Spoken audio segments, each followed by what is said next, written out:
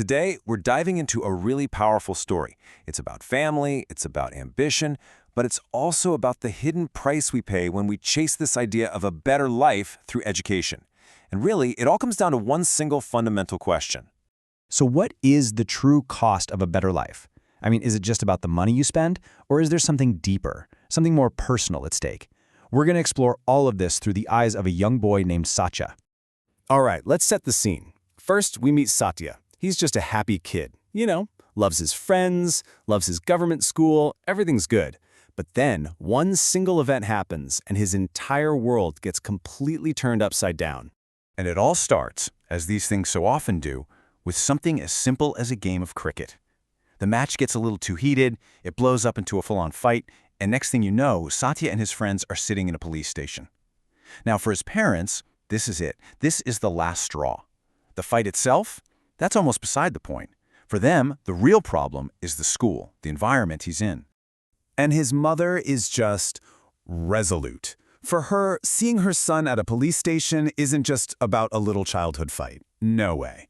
It's like a horrifying glimpse into a future she will absolutely not accept for him. So in her mind, there's only one solution. A new school. A private school. A prestigious one. And a very, very expensive one.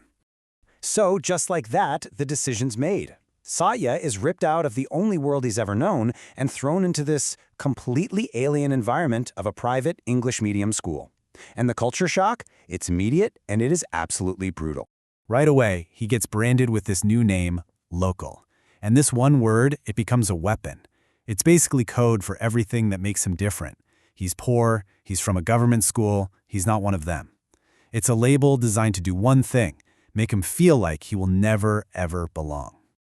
Just look at the contrast between these two worlds he's stuck in. His old school, that was all about belonging, friends, feeling confident. This new school?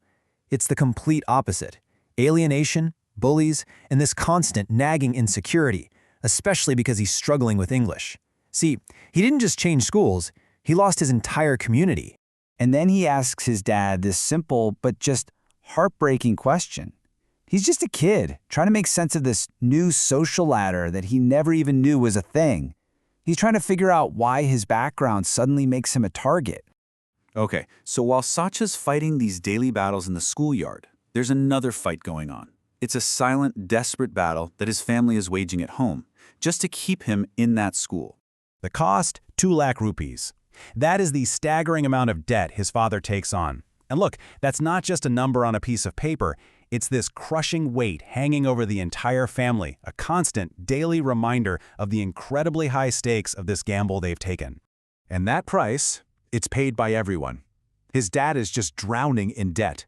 His older sister, she has to sacrifice her own future, giving up the jewelry that was saved for her wedding. Even his mom, who's so desperate to help, starts taking on menial cleaning jobs. I mean, the family's entire future, all their hopes, are now piled onto Satya's education.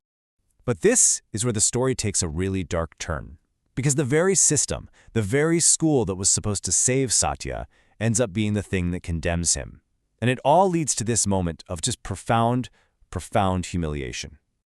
So what happens is, the bullies, they're led by this kid Gautam, and they frame Satya. They write Gautam's name and a girl's name on a bathroom wall and say Satya did it. It's a classic setup, right?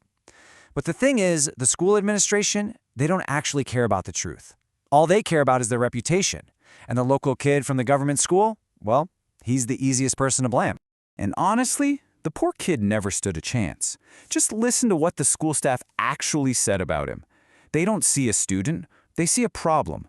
They see a government school kid who represents everything they're trying to keep out of their prestigious institution. His fate was basically sealed before he even set foot in the principal's office. So to stop his son from being expelled, to protect this colossal sacrifice the family has made, Satya's father does something unthinkable. He gets down on his knees in front of everyone, and he begs the principal to forgive his son. And that moment, seeing his father utterly humiliated, that's what finally breaks Satya. But seeing his father's shame, that moment becomes the catalyst for everything that comes next. Satya decides he's going to take back control, and it leads to this really powerful conclusion where our whole idea of success and failure gets completely turned on its head. He just can't bear the weight of it all anymore. So, the very next day, he finds Gautam, the head bully, and right there in front of the principal, he starts a fight. But you have to understand this isn't really an act of anger. It's an act of liberation. He intentionally gets himself expelled to finally free his family from the terrible burden he feels he's become. Later on, a wise character explains it to Satya's father with this beautiful metaphor, and it just perfectly sums up the whole problem. He says, he was like a fish in the sea, but you put him in a well. Satya was thriving in the big sea of his old school, but by forcing him into this tiny, confining well of the private school, well, they almost drowned him. And so, Satya goes home. He walks back into his old government school, and his friends, they just welcome him back with open arms, tackling him in the dirt playground like nothing ever changed. There's no shame there, just pure joy. And for his family, they're finally free from that crushing debt, from all that anxiety. They find relief. In the end, they choose happiness over this empty idea of aspiration. Which brings us all the way back to that central question we started with. Now, getting expelled from school, that's supposed to be a failure, right? But in this story, was it really? Or was Satya's decision to reclaim his own happiness, to save his family's well-being, was that the greatest victory of all? It really makes you think, doesn't it?